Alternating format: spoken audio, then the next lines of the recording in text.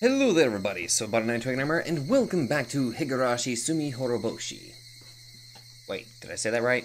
Yeah, I'm pretty sure I said it right. Horoboshi, yeah. In the last episode, we kind of learned a little dark secret about Keiichi's past, and, yeah.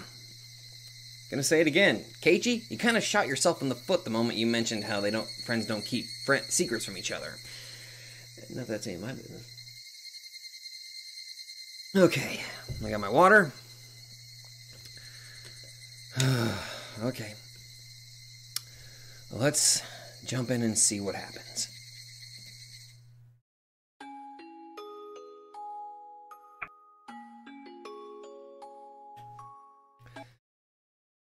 Oh boy, I'm not looking forward to it though.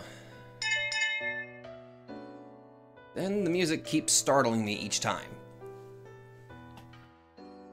The next day during lunchtime, everybody in the class is talking about the disappearance of Rena. We're all worried about her safety, but I keep a distance from everybody else. Oh, and one of you guys did kind of point out that there's a severely large amount of parallels between Rena and Keiichi. Rena, her past at her last school, the incident, and Keiichi with his past. Yeah. I wonder where she went. Someone said that she was demoned away. How can they say such things? I can't believe their nerve. Keiichi-san, you look down today. Satoko and Rika-chan noticed something odd about my attitude.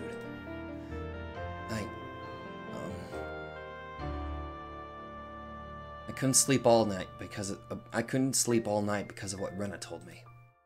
Friends don't keep secrets from one another. That sentence bit into my heart, and I couldn't sleep because of the pain. Mion, Satoko, and Rika-chan, I have something I need to talk to you about. Is it about Rena? No, it's not. It's about me. I decided to tell them about it because I believe they're my friends. But I don't know what I'm expecting to chance by telling them. They might despise me. Is there any benefit in doing this? No, there isn't. I know that for sure. But I still want to tell them about it just because I think it'll help heal the pain I'm feeling. What is it about? Well, it's about something serious. I'd appreciate it if you listened to me. It's about what happened to me before I moved here. I was a kind of a guy who wasn't good at anything but studying. I learned the tricks of a game called studying at my cram school. I enjoyed feeling a sense of superiority by getting good grades.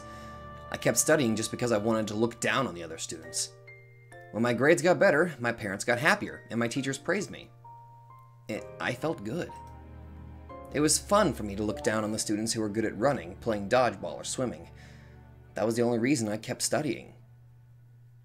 Before I knew it, I was not only the top in the class, I was the top in the school. So, I started to think I was the most important student in my school. I looked down on the students who were playing in the schoolyard during lunch break. I enjoyed feeling a sense of superiority to them. I was a boring guy. The more I studied, the better everybody expected me to do. They started to place high hopes on me. They expected me to go to the best school in Japan. I flattered myself to think that I deserved to go to that school as well. But the fun went out of looking down on people, while the burden of studying didn't change a bit.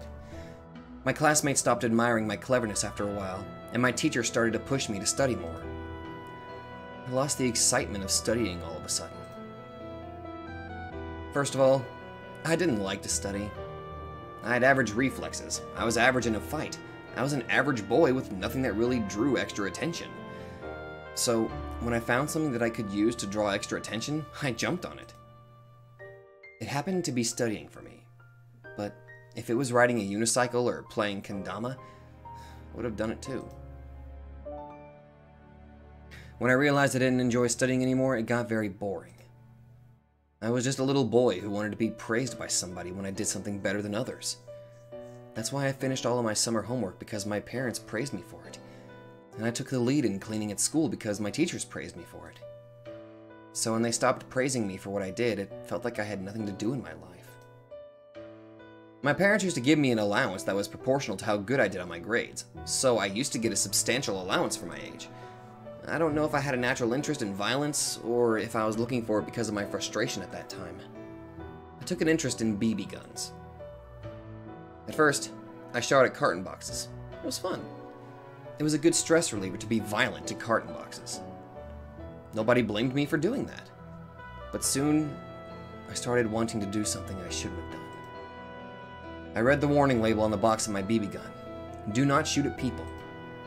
That was when I thought about shooting at people. Why did I do something I shouldn't have? I guess I was just immature.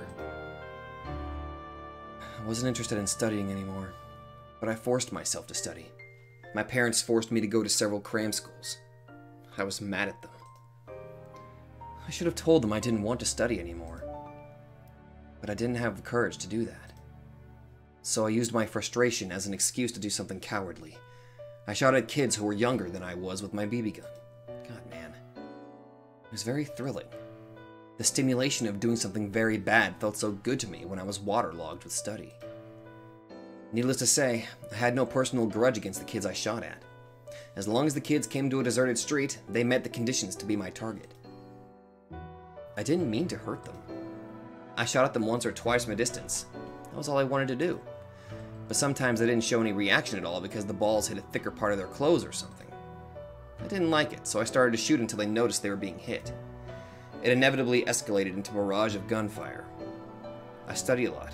I'm doing something good, so I deserve to do something bad that is balanced by the good thing I do. That was the unbelievably selfish excuse I made.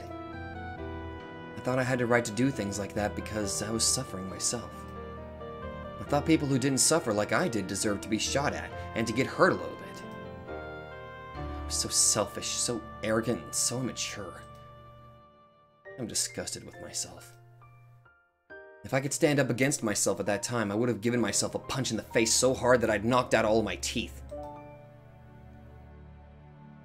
They started to call it a series of attacks on school kids. The principal of the school held a morning assembly to inform the students of the case and to warn them to be careful when playing outside. I was laughing sneakily.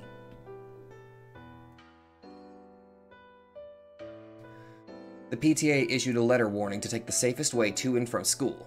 The parents took turns to watch the kids when they walked between home and school in groups. The more serious it got, the more it reminded me of the excitement I first felt when my grades started going up. I was absorbed in that game. I didn't think that I'd get caught someday. I didn't even think about when to stop doing it either.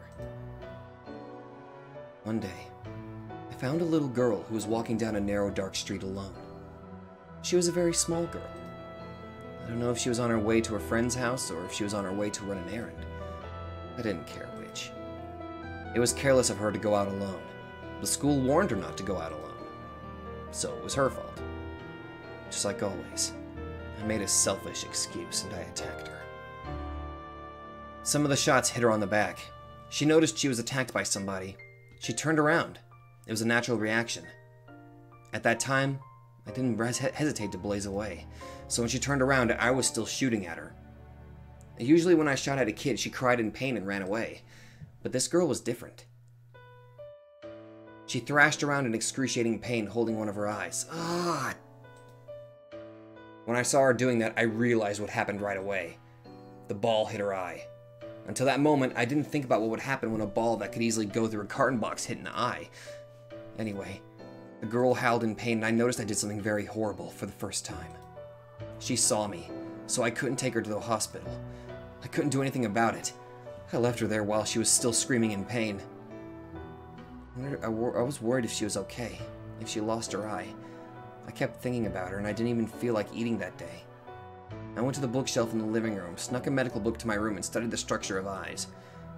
It was too late, but I studied what kind of injuries would make a person lose vision. I knew it wouldn't make any difference to the sin I committed, even if I found out that she wouldn't lose her sight.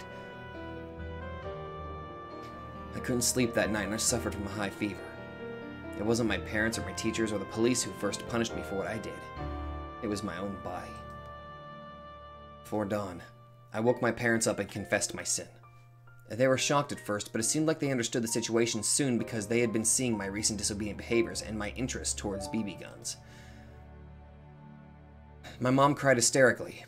My dad slapped me in the face till my face got swollen. Good God! I mean, getting a belt is one. I mean, I don't know. I'm not.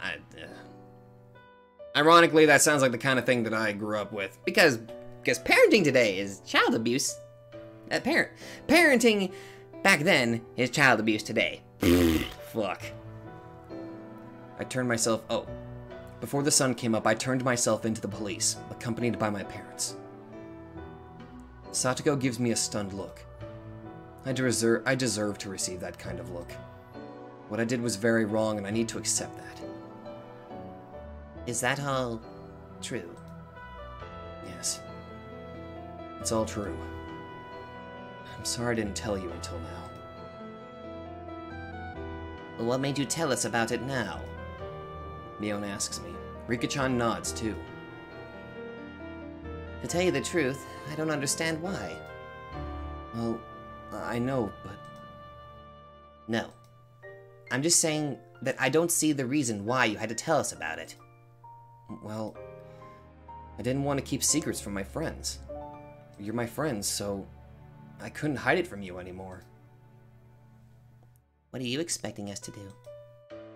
I'm not expecting anything. I just... If you're asking forgiveness, I can't give it to you. You have to ask the kids you attacked. So you can't get what you want by telling us about it. I agree with Rika. I think you're really brave to tell us about it, but I don't understand what you want to do from here. I don't want to do anything. I just thought it's not right to keep secrets from my friends. My friends look annoyed by the sudden confession of my past. I take it as a bitter medicine. I get what I deserve.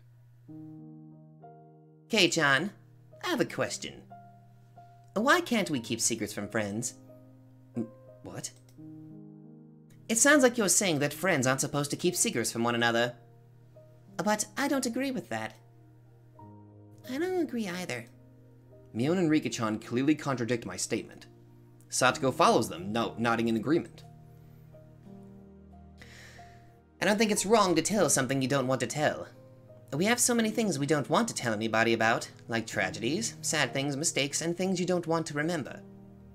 If I have to tell everything with my friends to be true friends with them, I don't want to have them as my friends. But... Keiichi, there's a difference between things you don't need to confess and things you have to confess. You have to confess what you did to receive forgiveness. But once you're forgiven, you don't need to keep confessing. That's right. You turned yourself into the police and they scolded you good, right? You atoned for your sin, and you were forgiven. What more do you have to do? You turned yourself in and you accepted the result. You did what you had to do. It's very important that you keep reminding yourself of your sin, so that you won't make the same mistake again. But you have to take care of that on your own. It's not something you have to confess to everybody. She's right. I have so many embarrassing stories I don't want to tell anybody about. Me. Satoko has quite a lot of them. It's not only me. Rika has many too. God. Oh God. Satoko and Rika-chan fool around with each other like they always do. Mion looks at them and then she looks at me. Satoko just said something very important. Did you get it? You mean the part where she said she has a dark past she doesn't want to tell anybody about? No. The part after that. She said everybody has something they don't want to tell anybody about. Considering we didn't grow up in a biological clean room, we all learn by trial and error. That's called life, you know. You do both good things and bad things in order to grow up. Our goal is to become a wonderful person in the end. Everything is a very important experience, including good things and bad things. The same goes with everybody, with Satoko, Rika-chan, and me, too. It applies to everybody in this class, too. For example, me used to be a very bad girl. Yeah, oh my god. Well, I'm not proud of what I did or anything, but shooting at people with a BB gun is like nothing compared to what I did. What, making your sister rip out her own fingernails? I used to throw blocks at people. I can't even count how many times I ended up in a police cell. During the dam conflict, I was a regular there. I'm not kidding, it's all true.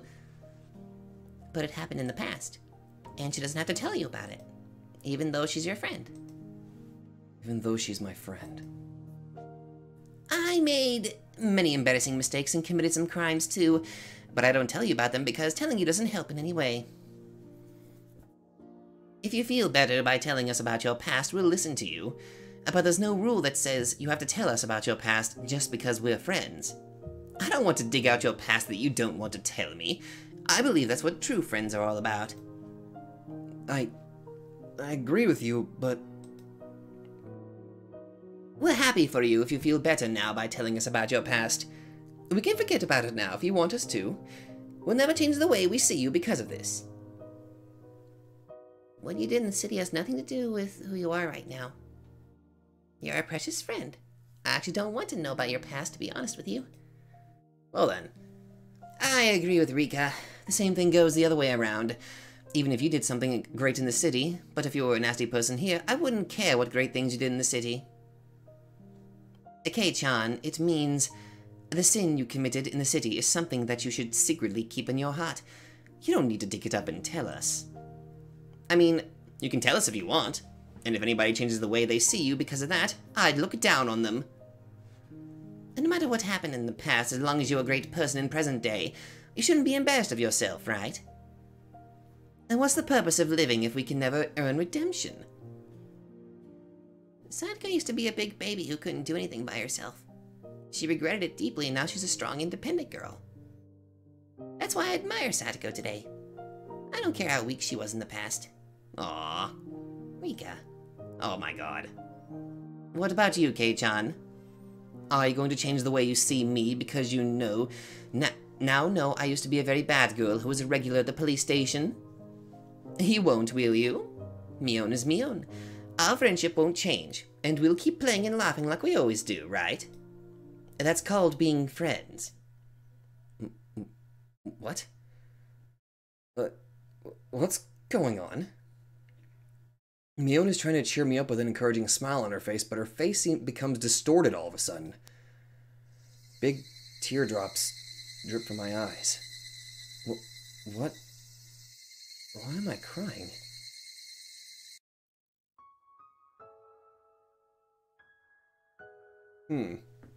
Oh. Let me tell you this. I don't know anything about Satoshi. Everybody hid it from me. We didn't mean to hide it. You didn't tell me about the crime that happens every year. That's because we didn't want to, You didn't want to scare me? Just because of that, you leave me out? No, we didn't mean to... Mion didn't know what to say. She had tears in her eyes. She thought she did me a favor. She didn't know why it turned to be like this. She didn't want to make me scared of the village because I just moved here. What more reason did she need? I asked you before, Mion, if there was a crime at the damn construction site. You told me there was none. And there was a dismembering lynch murder. You're a liar! I'm sorry. I didn't mean to lie to you. I thought friends didn't hide things from another. Right? So that makes us not friends. What the... Excuse... What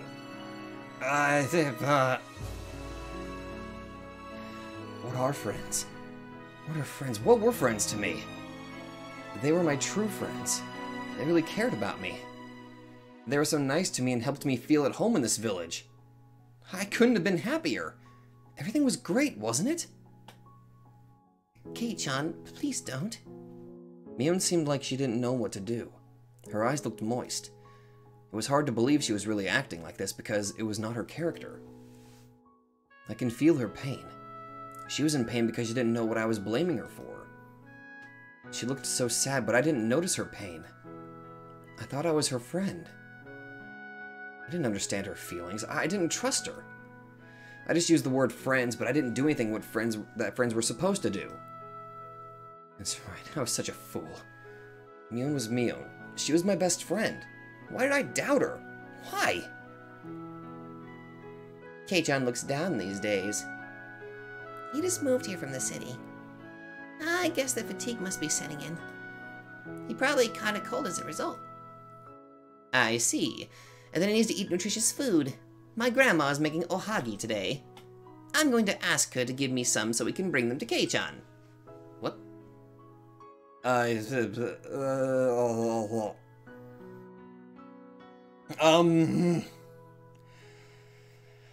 Excuse me? Hey, Mion, wash your hands first.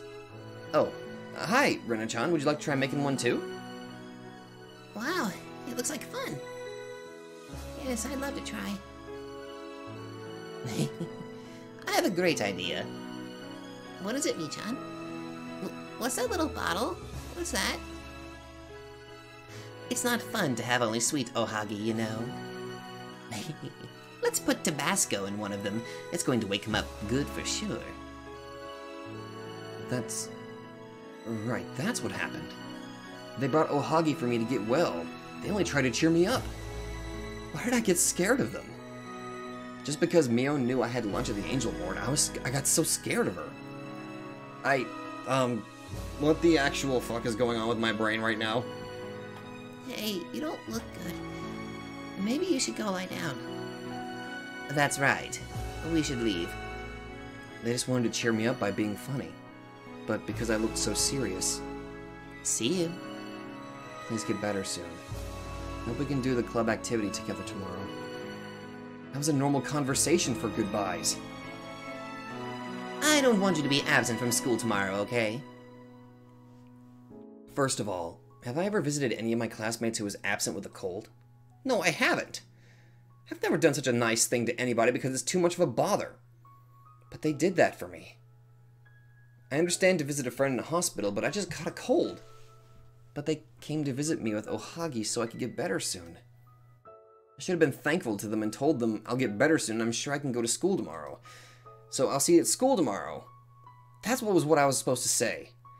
But what did I do instead? I locked the door. I closed the door on them and locked it as if I'd rejected them. What was I so scared of? What was I so afraid of? Why didn't I say any words of appreciation to my friends who cared about me? I was just so scared of the ohagi they brought for me. That was crazy. It was impossible. It was impossible that there was a needle in one of them. There actually was no needle in any of them. It was all in my head because I had read a comic book about someone putting a needle or a razor blade in food. It scared me so much that I believed it could also happen to me for some reason, and I thought there was a needle in the ohagi. You were so stupid, Keiji. Why would your friends put a needle in food they brought to make me get better? It was crazy to think like that. Even if there was a needle in one of them, I should have thought that it was some kind of mistake, and I should have believed in my friend's innocence. What a true friend would do. But what did I do? Okay.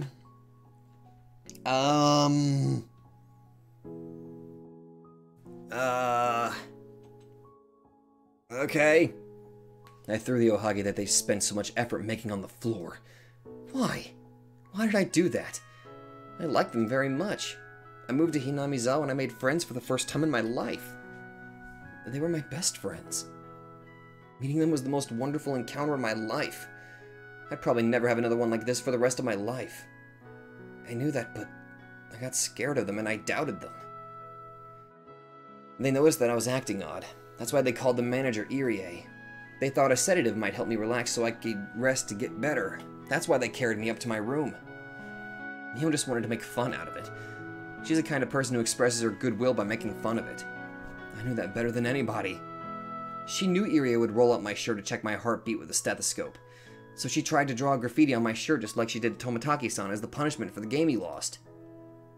Yes, that's why Mion took a marker pen out from her pocket. Marker pen. It wasn't a syringe. She brought a marker pen from her home because she wanted to do something funny like that. She tried to cheer me up by making me take the punishment for fun rather than by nursing me. And because that was not in her character. She went to the trouble of bringing a marker pen to my house, just because she wanted to cheer me up. Rena held me down tight, and Mion came closer to me to write something on my shirt. Mion whispered the words she was going to write on my shirt. I heard it. I heard it clearly. I heard what she was going to write on my shirt. I hope you get well soon, Mion. I heard it. But then why? I should have known she wasn't going to do anything to hurt me. Then, why? Why? Why did the marker pen look like a syringe to me? Why did I think that Mion was going to kill me? It was impossible. It was impossible. Is he remembering everything from the previous ones? Why did I misunderstand that Mion was going to kill me?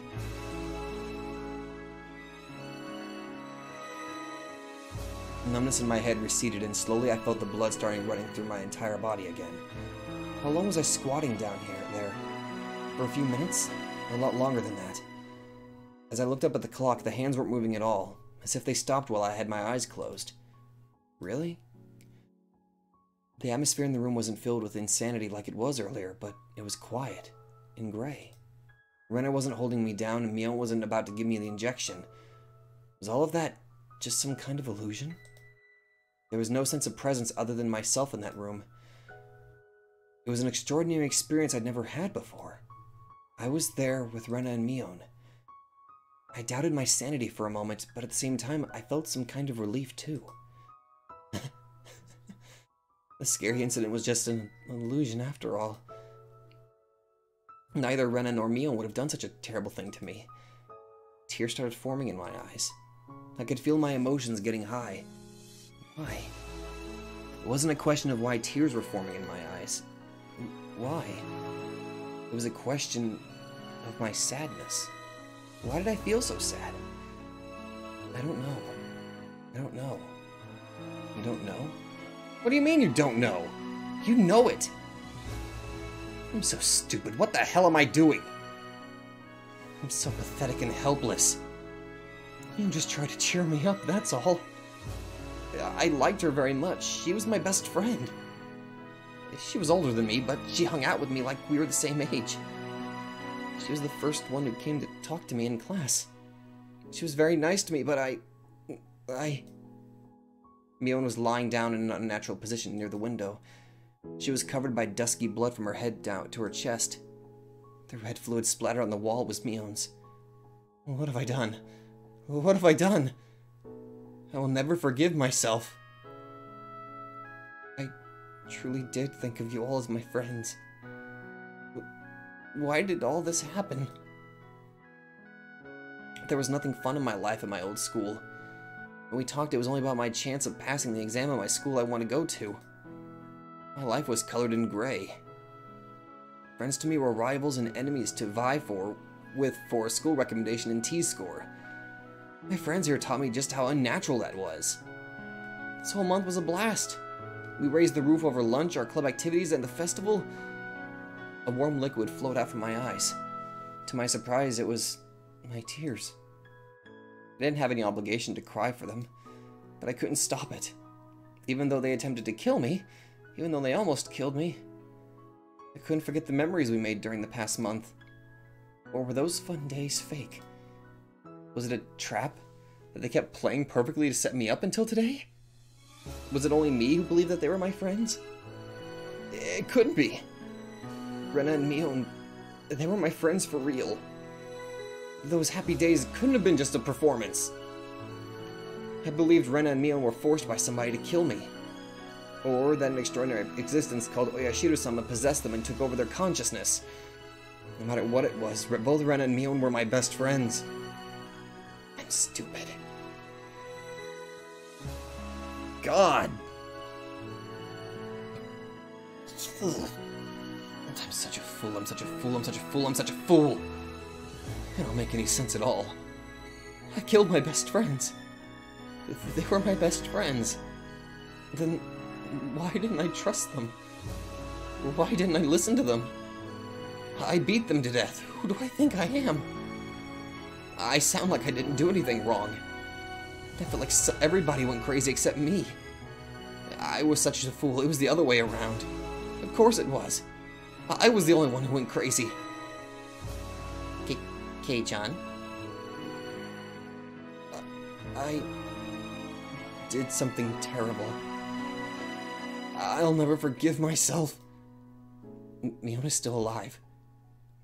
I have a memory of beating her to death because I couldn't trust her, but that's a memory from a non-existent different world. But even though it happened in a different world, I killed Mion. And I didn't realize how deep the sin was. I even thought until now that Mion was at fault for being killed. What's wrong with Keiichi-san? I don't know. Kei-chan, please calm down. I'm not dead. You didn't beat me to death. I mean, I'd never let such a thing happen. You know? That's right. There's no one in our club whom you can beat to death, Keiichi-san. No. Mion and Satoko look confused, having no idea why I'm crying. And I can't help myself from crying. I learned just now that I can earn redemption by confessing my sin, but I can never earn redemption for this sin. Not for Mion. No matter how much I cry in this world, nobody can give me forgiveness. That's why I can never earn redemption for this sin.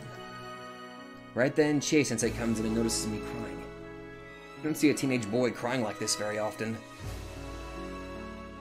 Chie-sensei asks me what's going on, but I can't hear anything right now. Mion and Satoko look confused. They don't know how to explain the situation. Rika-chan comes close to me while I'm crying. You remember, don't you, Keiji? You remember you killed Rena and me? Yes. I killed them. I killed them. But I didn't accept my sin. I pretended I was the victim. I cursed and blamed my friends until the moment I died. There's blood everywhere, and in the end, I just died alone, without any regrets. I crawled in my itchy throat in a phone booth. I didn't realize my sin, and I died alone. Keiji, did you realize your sin now? Yes, I did. It took me so long, but I just realized it. I remember what I did. Not here, but in a different world that looks just like this world. I killed my friends because I couldn't trust them. They were just trying to help me. But I didn't listen to them. I don't know why I didn't. I don't care if people are staring. I just keep crying. I want to change my sin to tears in order to squeeze them out of me. But the tears that are coming out from my eyes are my sin. They're just tears of regret for doing something irreversible. At that time, I feel something touching my head. I open my eyes and I see Rika-chan patting my head gently. I don't need any comfort. I don't deserve any comfort from Rika-chan. But she speaks to me. They're not words of comfort. I forgive you, Keiji. What? Keiji, you realized your sin. It's a very difficult thing to do, and it's not something everybody can do. That's why nobody can understand how great you are, and hence, they can't forgive you. But I can, because I know how great you are. Rika-chan, this is a miracle. You realized the sin you committed in another world. That's impossible to do, but you did it. This is the most unbelievable and precious of miracles that exists in the world. I don't understand anything Rika-chan is saying, but I feel like she's the only one who understands this impossible memory I have. So, you should be able to understand. Oh. So you should be able to understand what Ryugu Rena is going through right now. Oh, sorry, that was her saying that, sorry. Yes, I understand. She's going through exactly the same thing I went through. She wants to trust her friends more than anything, but she can't. She's the one who's going crazy, but she doesn't understand that, and she thinks that the world is going crazy. I don't know how to save her. I have no idea. Because I failed. I didn't understand until I died. No, I didn't even understand after I died. So, how can I make Rena realize what I didn't realize even after I died? I can't save her. I can't save her. I know it because I was just like her. There's no way I can save her. Calm down, Keiji. I did fail. But it doesn't mean Rena will too. There's no excuse not to save her because I think she'll fail. What did Rena do? I was totally going mad, but she risked her life to save me. In my room, in that world, she was beaten many times by a metal bat. But she was smiling. She knew I was scared. That's why she smiled for me, so I wouldn't be scared. I beat her so many times, her arms were broken and her forehead was cut open. I remember. Rena didn't block her head, even at the very last moment. She opened her arms toward me like she was looking for someone to hug. But I still doubted her, and I raised the metal bat up high. Rena said to me, "It's okay. Please trust me." My friend told me to believe in her. She told me to trust her. But I still didn't trust her. I went crazy and attacked her. She was in danger. She was actually killed. But she didn't even block her head. Instead, she used her arms to reach for me. Rena continued to say those words until the moment she died. Trust me. Please, trust me. She risked her life to save me.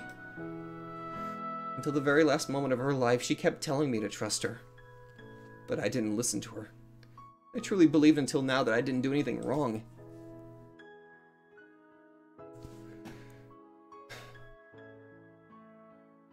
I feel a little bit better now that you forgave me, Rika-chan.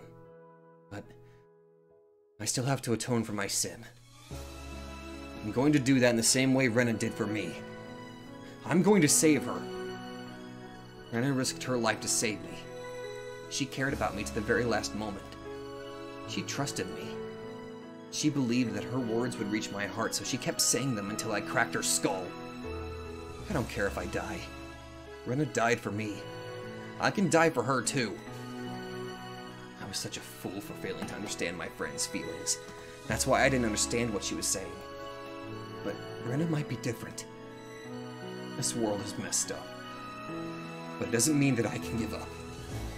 Giving up is the same thing as not believing. I believe in Rena, and in our friendship. That's why I can still make it. I can still avoid a tragedy from happening. I can change fate. We will struggle to seize our future. Rika-chan nods with a serious look on her face, and she puts her hand in the pocket on her skirt. Keiji, I won't give up either.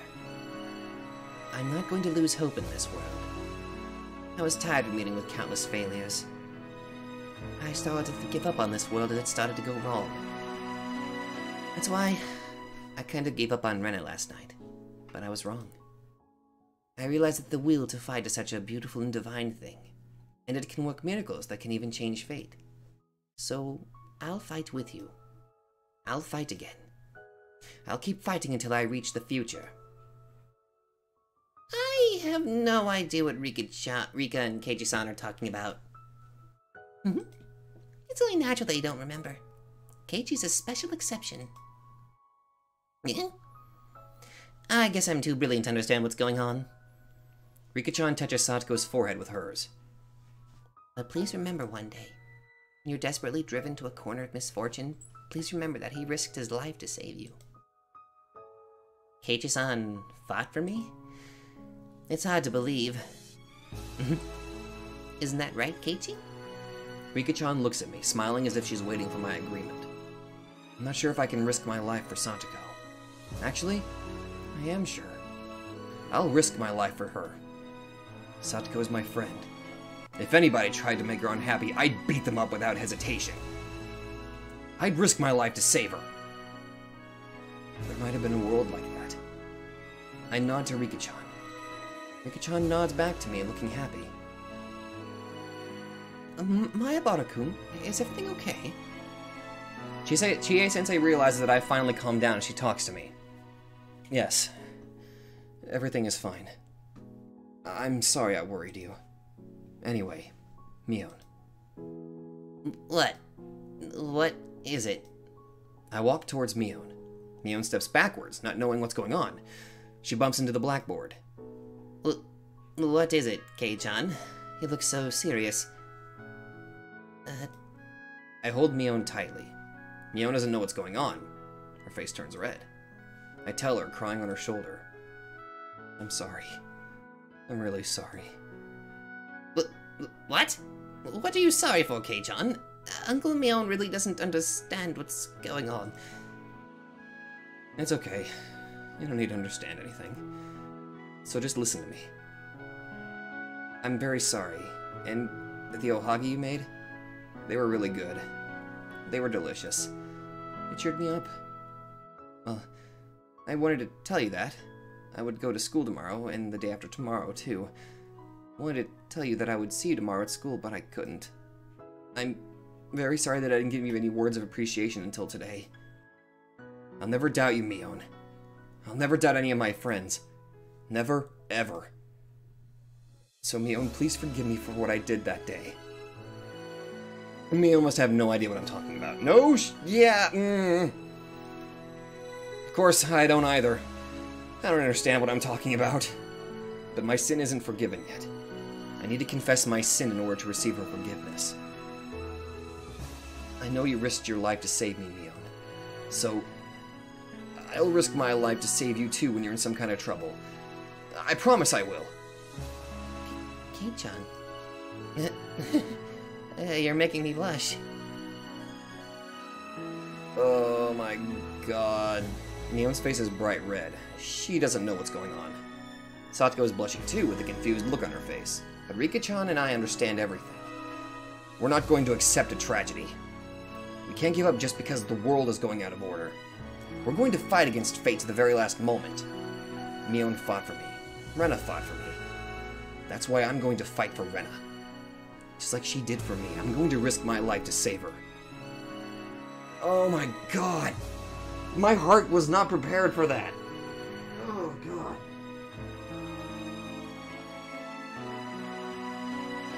I was not prepared for that.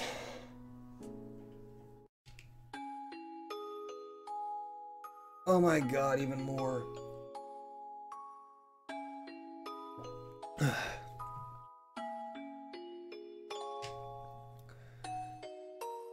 The summon is held at a Japanese capo-style restaurant in Shishibone City. When the black car stops, 3 burly cops get out of the car, following Oishi. They're welcomed by the Sonozaki Corps in black suits. That's something you don't see every day. Thank you for having us today. We apologize for being late. Let me take you to the room. Please follow me.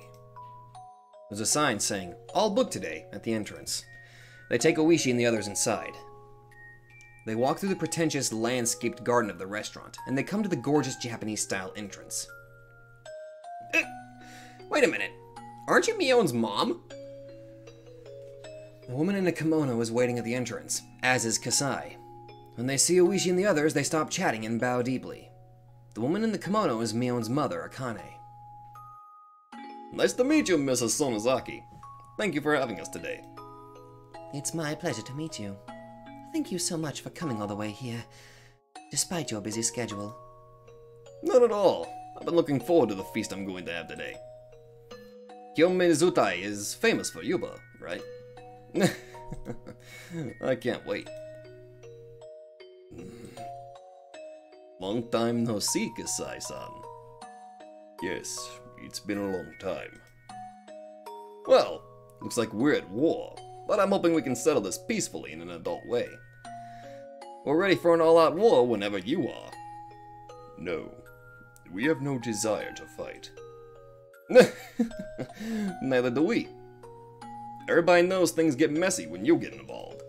But I'd like to avoid that as much as possible, since I'm not that young anymore. Obviously, this is a meeting between people who hate each other. There is tension in their words, and it doesn't seem like it's going to be a friendly meeting. I'll take you to the room. Please follow me. I I feel bad that today's host is taking us to the table. Well, I know we sent you the invitation under my name, but actually today's host is the Sonozaki family. I'm sorry for the confusion. I see. Can I go back to get my bulletproof jacket? On the other side of the door, there are some tables and Mion is sitting in one of them. Since Mion is still young, her school uniform is going to be her formal dress. But still, it looks kind of strange with the cops and the members of Sonozaki Corps in black suits around. Hello, you must be the next leader of the Sonozaki family. Thank you for having us today. Thank you so much for coming. Please take a seat. Mion politely welcomes the cops, undaunted even though they're older than her parents. Mion gives Kasai a look, and he taps at the door. The waitresses, who have been waiting behind the door, start bringing drinks. Oh, Ishi-san, what's going on here? I'm not sure. Well, let's enjoy the meal first. The yuba is really good. They start drinking, but the tension continues for a while. Mion makes the waitresses and the members of Sonozaki Corps leave the room. Only Oishi and his cops, Mion, Akane, and Kasai are left in the room. Well, let's start talking about why we're here today. Oh, Akane nods and starts speaking. We're having this meeting today so we can solve the misunderstandings we have. Such as... Kasai wanted to talk to you about Ryugu Rena for personal reasons. So, this meeting is about the private circumstances between Kasai Tatsuyoshi and Ryugu Rena. The Sonozaki family has nothing to do with this. What are these private circumstances? Ryugu-san has a clean life. How can she have a private connection with Kasai's son from the Yakuza? Kasai? Yes. Let me explain. Kasai tells the cops that he happened to meet Rena at a coffee house in Okinomiya. He explains that Rena found what he lost there, and that she offered to bring it back to him. That just doesn't sound right. But for argument's sake, let's assume what you're telling us is true. But the story after that doesn't make any sense. I thought you told your members to find Ryugu Rena.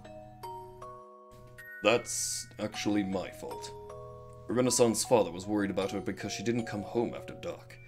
So, I sent my men to ask if anybody saw her downtown. But there was a slight slip-up. Wait a second. You made us come all the way here, and you're telling us to believe this bullshit? Are you making fun of our job? Oishi looks a lot more like a member of the Yakuza than a real Yakuza. Well, I mean... Oishi threatens them with a nasty smile, and it adds tension to the atmosphere all of a sudden. Oishi-san, please calm down. Oh, sorry, that was Kumagai. Oishi-san, please calm down. Kumagai tries to calm him down. It looks like a cop with a hot temper pairs with another who's good at calming him down, just like how Yakuza do. Oishi backs off with a grin. Kumagai takes over and continues. So, what are you trying to say? Are you saying that you don't want us to intervene because this is a civil matter between Ryugu Rena and Kasai Tatsuyoshi? That's not going to happen. We're going to give her protection. Mion opens her mouth for the first time. You need to explain to me why the police have to protect Ryugu Rena. Why? That's because you guys are after her. Oh, why? That's because you guys are after her. Oishi answers bluntly. But Mion is calm. That must make Oishi more annoyed. What makes you think we're after her? Ask yourself that question. Why don't you ask your big boobs? They might know something. God damn it, Oishi! Oishi-san, we're here to solve our misunderstanding. It's your choice not to listen to us, but I think it's better that you do. Well, what are we misunderstanding exactly? You're misunderstanding about Takunomiyo's scrapbooks that Ryugu Rena has.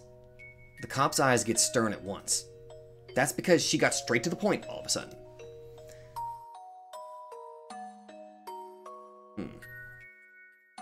You want to protect Ryugu Rena because she has the scrapbooks, isn't that right? Oishi and the others glare back at her without saying a word. It's obvious that her guess is right. Kasai? Akane gives him a look and he leaves the room. But he comes back shortly. He has a black suitcase. Every one of the cops thinks that there is a tremendous amount of money in the suitcase, and that the Sonozaki family is trying to buy them off. Kasai opens the suitcase and shows the contents to the cops. All these? These are Takunomio's scrapbooks. I'm afraid we don't have the ones she gave to Rena. This is going to be our main course for today. Do you mind if I take a look? No, feel free. We can talk after you read them. I'll make my people leave if you like. Oh, no, you don't have to do that. The cops take latex gloves out from their pockets, put them on, and take one of the scrapbooks out of the suitcase. There are more than 10 of them. Oh my god. We found them in Takunomio's house in Okinomiya after she died. Oishi and the others desperately turn the pages of the well-thumbed scrapbooks. Are you sure these are real? I'm sure. Oishi-san, if Rena has the other scrapbooks, that means... maybe the ones she has have some kind of contents. Oishi looks stunned by the contents of the scrapbooks. He starts turning the pages faster, then he closes the scrapbook roughly. Do all of these have the same kind of contents just like this one? Yes, they do. Feel free to take the time to look at them until you're fully satisfied. The other cops are also rapidly turning the pages. They're not reading them, they're just flipping the pages. They take one scrapbook from the suitcase after another, and they just flip the pages roughly instead of reading them. Oishi-san, this is crazy. These are little crappy occult novels. This one says that the netherworld collided with this world, and that dead souls flowed into this world. How are we going to use this as proof? Well, yours says that the netherworld did it. Mine says that creatures from the bottom of the oceans did it. This one is about classified weapons of the Nazis. This one is about the heritage of the Mu continent. Mu? Really? That one is about the mysterious creature of Onigafuchi. I think Rena has the one about the parasite theory we all know. The cops look stunned. They can't believe what they just saw. Everybody is staring at Oishi. They didn't say anything to Oishi, but they never really believed in the story of the parasite, let alone bioterrorism. But Oishi believed it and told them he had proof. None of the scrapbooks here says anything about the parasite theory, but it's easy to assume the contents of one scrapbook are no different from another. It means all of them are just crappy occult novels. Well, Oishi looks like he can't accept the fact he's facing right now. But now that he's actually looking at it, it's too difficult to ignore the fact. Takunomiya was an occult geek who had humorous ideas about the legend of Onigafuchi. But Rena took it seriously, and so did Oishi. The other cops can no longer stop themselves from laughing at the ridiculous scrapbooks. Oishi glares at them, and they stop laughing. The main reason Oishi took the story of the parasite seriously is because the Sonozaki family is after Rena for the scrapbooks she has. Plus, Takano, the owner of the scrapbooks, was killed. Because of these two reasons, he believed in this occult novel. Oishi is frustrated without a doubt. He has to accept it now. He was eager to accept any information that could help him solve the series of mysterious deaths of Hinamizawa before he retires. A combination of a number of factors made the crazy theory become highly credible to him. Oh my god! Let me ask you something. Why was Takunomiya killed? You have no idea what happened to Takunomiya or Tomotaki Jiro. Of course you don't. A liar doesn't call himself a liar. Come on, Oishi-san. Do you think we'd do such a lousy job to let the police find his corpses? Mion grins with a cold smile. She said too much. Akane clears her throat as if to condemn Mion's statement, and it makes Mion shut her mouth. Oishi glares at Mion, but he knows she's right. Then, why are you after Rena? We're not. I admit that it's our fault that we made it look like we were after her. We're sorry about that. The reasons which made Oishi take Rena's delusion seriously collapse one by one. Mion and Akane look at each other. It seems like they decide to let Akane speak this time. She says firmly, We'd like to ask you a favor. We don't want to be involved with the police because of a nonsense like this. We heard that Mr. Yamaumi from the police headquarters started to work with the Public Safety Bureau. They're going to do simultaneous raids on our family by using this case as their excuse, aren't they? That was Oishi's request. Uishi took Rena's story seriously, and he wanted to find the research facility that's developing the parasite. He wanted to use it as proof for the potential terrorist attack. But he had no idea where to start looking, so he tried to conduct simultaneous raids on all the facilities the Sonozaki family owns in this prefecture, in cooperation with the task force for gang groups in the Public Safety Bureau. Oh my god, my fucking brain! Ugh. Normally, the circumstantial evidence he has wouldn't be enough to get their cooperation. In fact, the Public Safety Bureau doubted Uishi's source because they didn't know of any potential terrorist attacks. They trusted their information network. But Uishi took advantage of his long career and his old friends, and he managed to make them cooperate with him. Oh my god. Uishi's face breaks out in nervous sweat. Needless to say, he realizes he was completely wrong.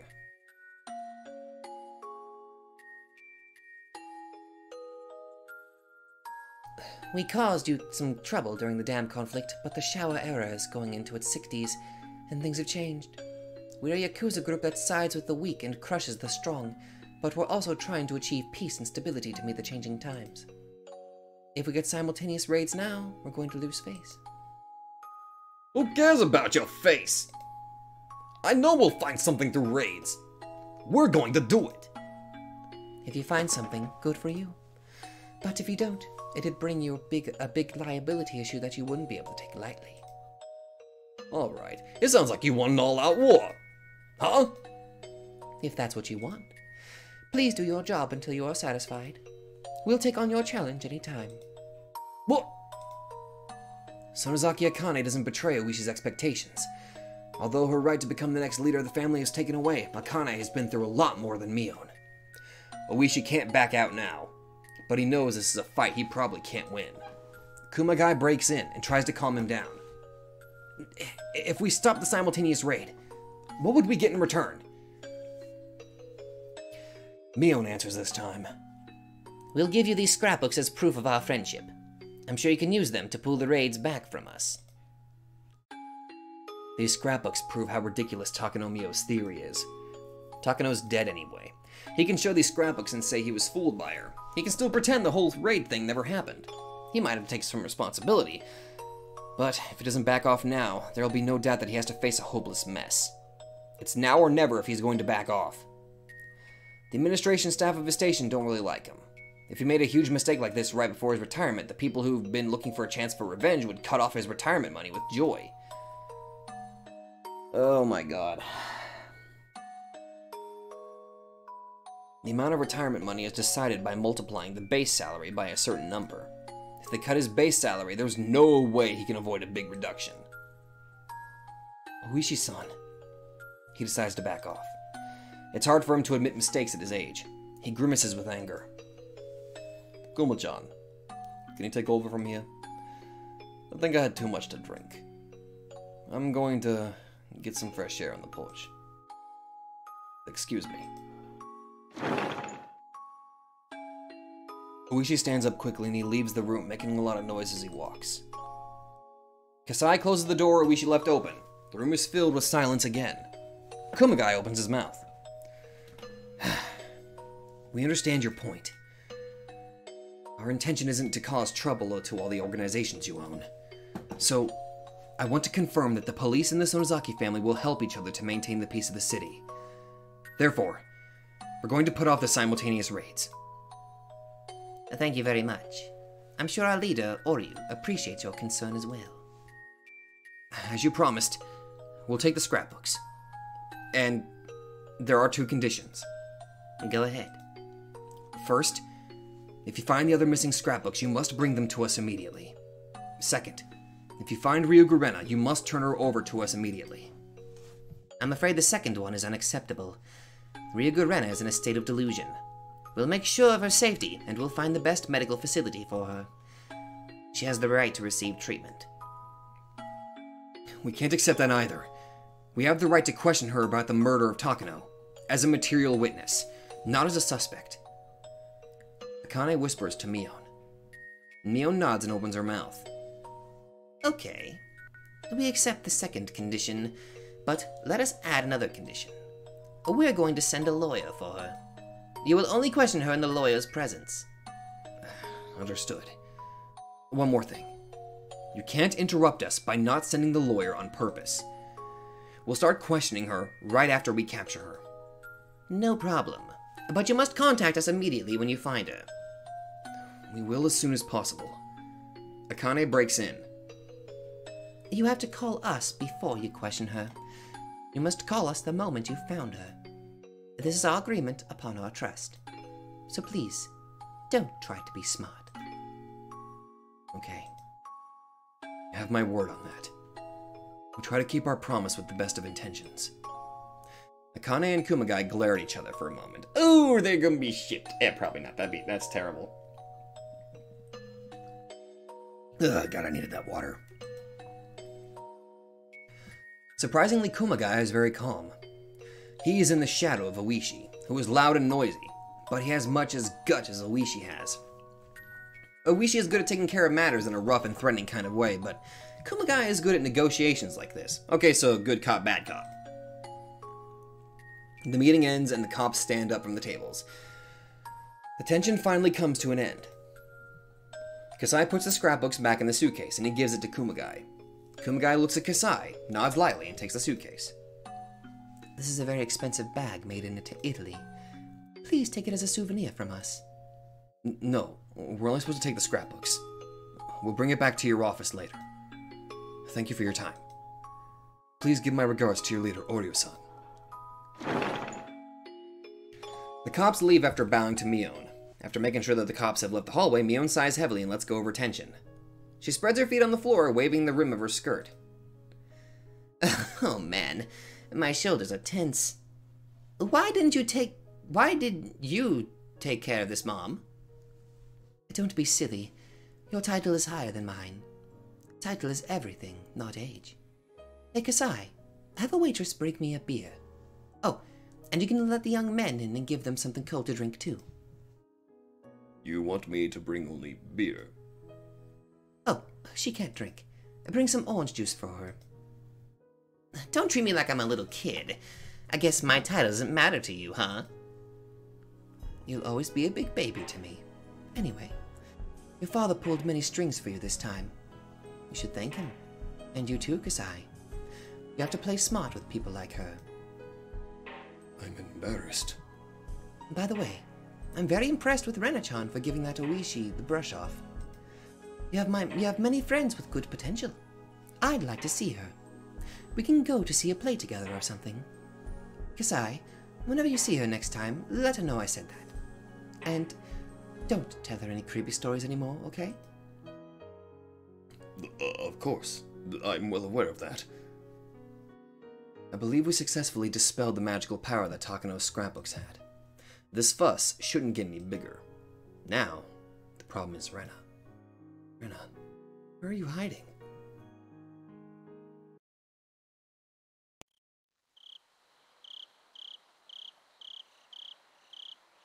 Before I go to bed, I go to the window to close the curtain. I see a shadow of a person near the porch. It's late. I don't have to guess who it is. There's only one person I know who might come see me at this late time. I open the window and look carefully this time. I was right. It's Rena. She's just standing under the light. I wonder how long she's been standing there. It doesn't look like she's going to ring the doorbell to see someone. She's just standing there. She seems to be asking herself whether to ring the doorbell or not. How long has she been standing there? It looks like she's having a hard time just standing there. She looks very tired. I run down the stairs, put my sandals on, and rush out of the house. Rena looks surprised when she sees me because I come out with a lot of noise. Rena? Is that you? Rena!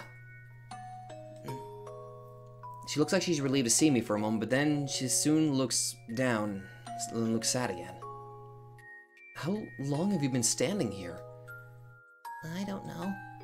Maybe since the sunset? Rena must have been staying somewhere outside for the last 2 days at the very least. And it's not like she's been camping for leisure. She's been in a state of tension the whole time, knowing that someone is trying to kill her. Rena looks very tired and exhausted. It looks like she took care of the deep scratch she made on her neck the other day with some big band-aids. The band-aids have cute pictures but that only makes her neck look more painful. I see some band-aids soaked with blood on her arms and her body, and I can tell she made them by scratching too. She has more scars than she had last night. Anyway, let's go inside. You haven't eaten anything for 2 days, have you?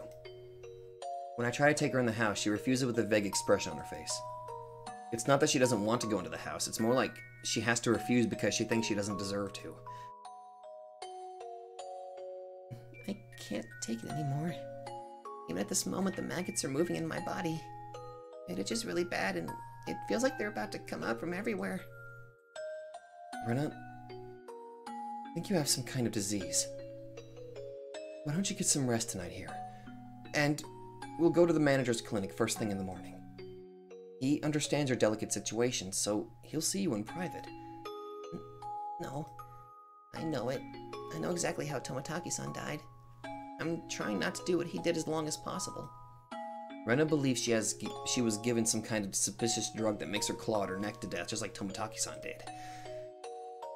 She's convinced herself that it has to happen. She can't hear anything right now, but she really wants somebody to help her. She wants to get help, but when someone tries to give her a hand, it looks like a devil's hand to her. If this is some kind of disease, what a horrible and sad disease this is. Well, I don't know how I'm going to die, but I don't think I have much time. That's not going to happen. You're a member of the unbeatable club, Ryuga Rena. You're not going to die so easy. Thanks. Well, I wanted to say sorry before I die. Sorry? For what? Yesterday, I said terrible things to you and I hurt your feelings. She must be talking about last night. She trusted me, but when Uishi-san told her about my past, she felt betrayed. After that, everything I did out of goodwill seemed opposite to her. I know. I once felt the same way about you, Rena. Well, before I moved here, I did many horrible things too. A lot, actually. Oh, really? I didn't know. What I did is beyond comparison. You shot somebody with a toy gun. I hit somebody's head really hard with a metal bat. Everybody got hurt really bad. And I also broke the window glasses in my school, and... I know. But I don't care about any of that. You did that before you moved here. That's why you stopped being Ryuga Rena and became Rena after you moved here, right? To me, you're my best friend who's very kind, thoughtful, and fun. That's the most important thing. I don't care who you were before. So, I was way worse than you were. I have no right to say you're not my friend. I felt the same way too. I was afraid of you because I heard about your past. Oh, you knew? Rena laughed sadly. She looked shocked to find out that I knew about her past while she thought I didn't. But I was like, so what? What? It doesn't matter how bad you were before you moved here. You've been through ups and downs with tears and laughter, but since you moved to Hinamizawa, you've been living a proud life. The important thing is that you regretted the bad things you did, and that's all that matters. You've grown up to be a respectable person. I don't care about your past. I should have noticed it earlier. Rena is Rena. That's why she is Ryugu Rena. I couldn't understand that simple thing when she said she was not Rena. You heard about my past too, right? I was bad too. I was such a brat. I regretted the stupid things I did. So I thought moving here was a good opportunity for me to start over. I believe I've been the person I wanted to be since I moved to Hinamizawa. Isn't it the same with you, Rena? It doesn't matter how you lived in Ibaraki. The important thing is that you're Ryugu Rena. You wanted to be in Hinamizawa. So I don't care about whoever Ryugu Rena was. Yeah, you're right. We can start over our life as many times as we want. That's why we make many mistakes and hurt ourselves. But that lets us become a person we want to be.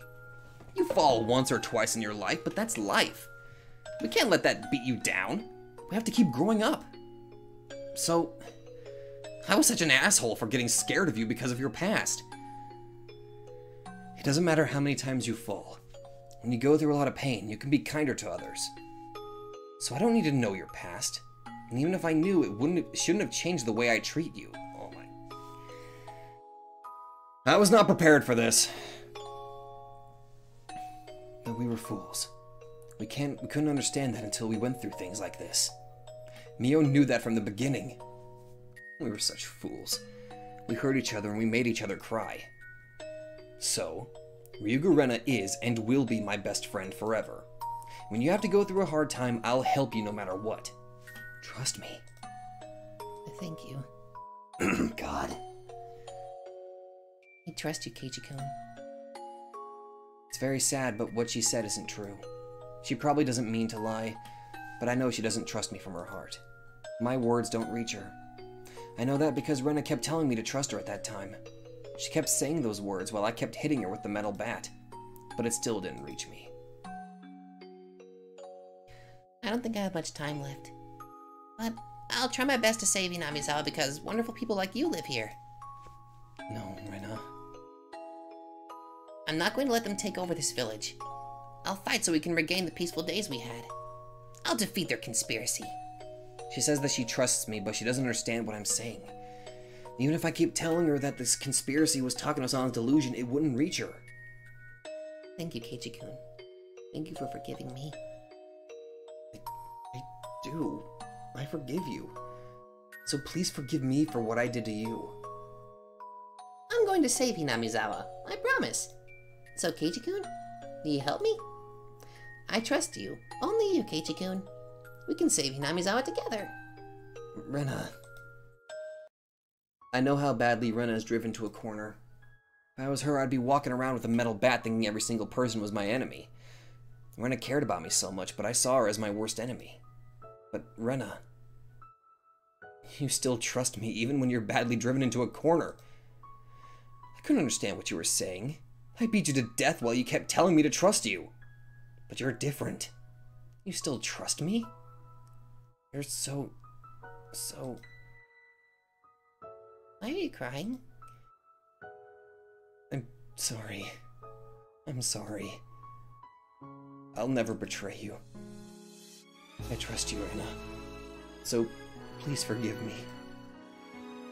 I don't know what you're talking about. You've always believed in me, Keiichi-kun. So I trust you too. I can trust you, right? You're the only one who trusts me, right? Tears dropped from my eyes. I sobbed and nod again and again to answer her. Tears well up in Rena's eyes too. Before I know it, we're putting our foreheads together with tears in our eyes. Well, I found a way to end this battle. Really? Yeah. I might not stand a chance, but this is the only and the best resistance I can think of.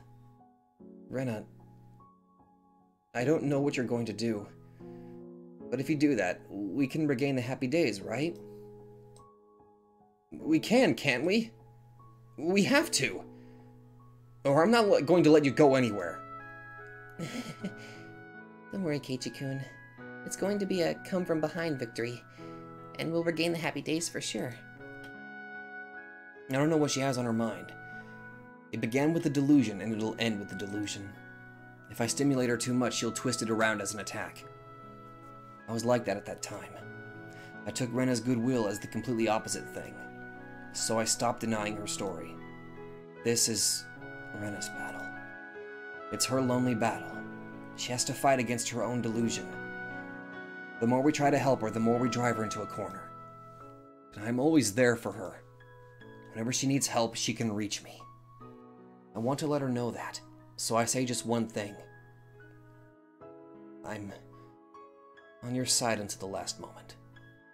No matter what, I'm on your side. Even if I tell her to trust me, I know she can't right now. I know that, but I tell her those words anyway. Even if she couldn't believe it, and if she tried to crush my head, I'd say those words. I'll keep saying that until I die.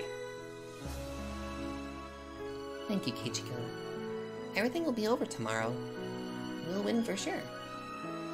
And then we can play the club activity together again. With everyone.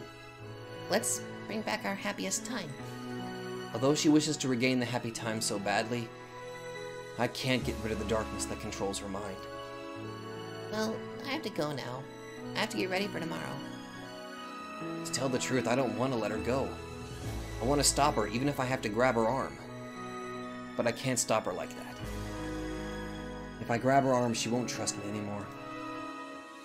Wait, Rena. What do you have to get ready for tomorrow? It's a secret. I might ask you for help later. You'll help me when I do, right? Of course. I nod strongly so she can tell that I'm on her side. But I don't know what her come from behind victory means at this point. The first thing I can think of is that she's going to invade the house of the Sonozaki family, which she thinks is her enemy. So I call Mion to warn her after Rena left. Mion laughs bitterly and says, "Why does everybody want us to be the bad guy so much?" But she understands the situation. It'd be easier if we could act like a bad guy. It might be better for her if we tied her down and took her to a hospital. If it comes to that, I guess we have no choice. But I want to believe her. Until the last second. She still has a strong heart to trust me no matter how badly she's been driven into a corner. She's not like me. So I'm sure she can defeat her delusion. It's hard for Uncle Mion to understand what you and Rika-chan have been talking about these days. Did anything serious happen lately? You can say it happened lately, in a way. I killed Mion a couple days after the Watanagashi. I'm sorry, I've been talking crazy lately. Anyway, please don't lose confidence in Rena, alright? You know I won't. Anyone can catch a cold in their heart sometimes. Just happens to be Rena this time. And that's all. Well, she has a relatively high fever, but I'm sure she'll get better soon. And we can laugh about this later. It's not as bad as you think, Kei-chan. That silly Oishi admitted his mistake. He doesn't even know about you-know-what. So we'll say Rena overacted a little bit, and this'll be over. Really? You really think you can do that? Did you forget that I'm the next leader of the Sonozaki family? I have the skill and power to do that.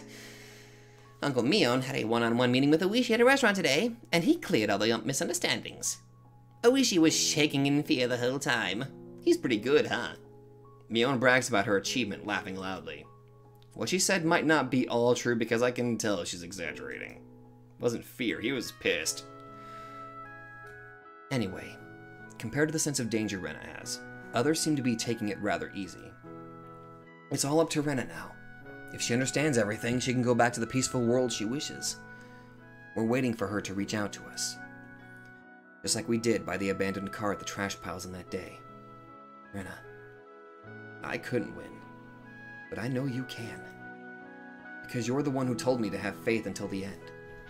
So I know you can win.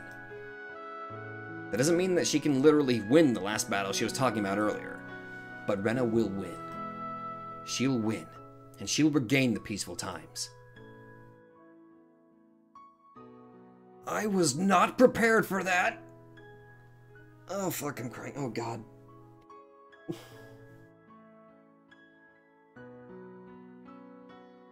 Oh, God, I didn't even realize I was crying. Only now are my eyes. Oh, God. Why is this doing this to me? God!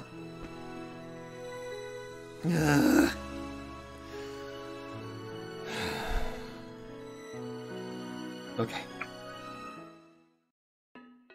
Last night.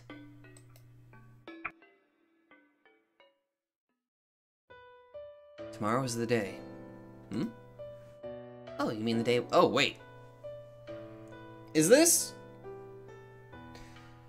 my theory that this is Rika and the,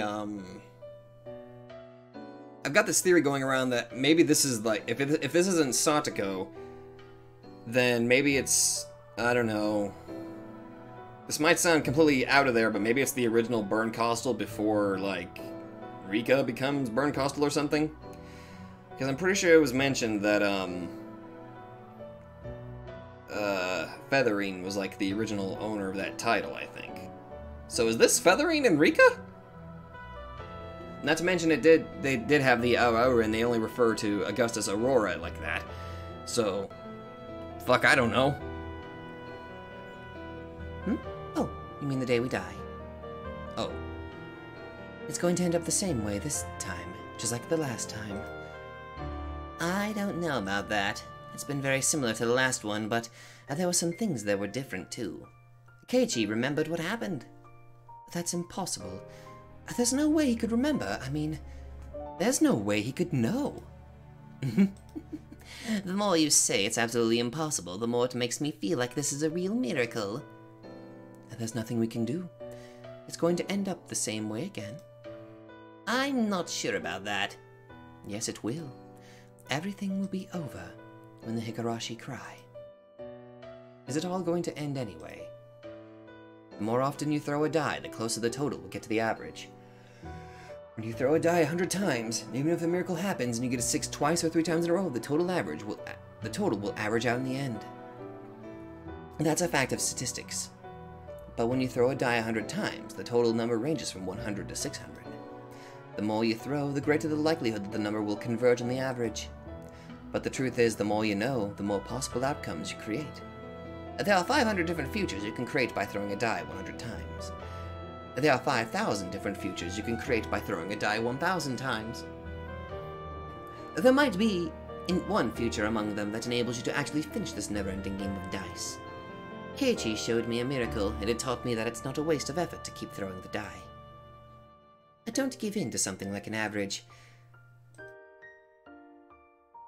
You think we'll never have a different ending, don't you? I can tell because it's written all over your face. I think so too. I think we're going to have the same ending this time again. But I'm not going to give up hope until I throw the die for the last time. Keiichi taught me that. Something is going to be different this time. I'll try to believe in that. Rika, you're a very strong person. Yeah, I know. That's because I'm a lot younger than you. Rika. Oh wait, is this Satoko now? Why are you still up this late at night? You need to go to bed. Don't stay up so late. I'm sorry. I couldn't sleep, so I was just looking up at the stars. I'm going to bed now. Please do. Good night, Rika.